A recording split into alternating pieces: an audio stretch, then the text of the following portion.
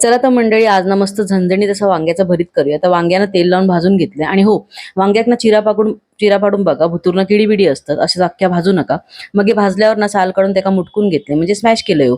आता एका पॅनमध्ये तेल टाकून ना त्याच्यामध्ये मोहरी, जिरा, बारीक चिरलेली मिरची, किसलेला आला लसूण, बारीक केलेलो कढीपत्तो आणि वैसा हिंग टाकले आणि त्याची ना खमंग फोडणी केली. मग हे टाकले बारीक चिरलेलो कांदो, टोमॅटो, हळद, लाल तिखट आणि घरगुती मसालो आणि मीठ टाकले. व्यवस्थित परतून घेऊन ना झाकण मारून शिजवून घेतले. आता स्मॅश केलेल्या वांग्या टाकायच्या, वाईसची साखर टाकून ना छान एकदा परतून ना 2-3 मिनिटांसाठी परत वाफेवर ठेवायचं.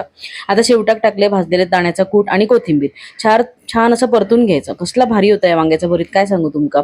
आणि हो, साखर ना किंचित टाकलेली असा फ्लेवरसाठी, गोडासाठी नाही. तुमका नसत आवडत तर तुम्ही नका टाकू. मागे एकदा ना दही वांग्याच्या भरतासाठी कमेंट दिलेली, साखर टाकून भरीत मिळमिळीत केलास म्हणून.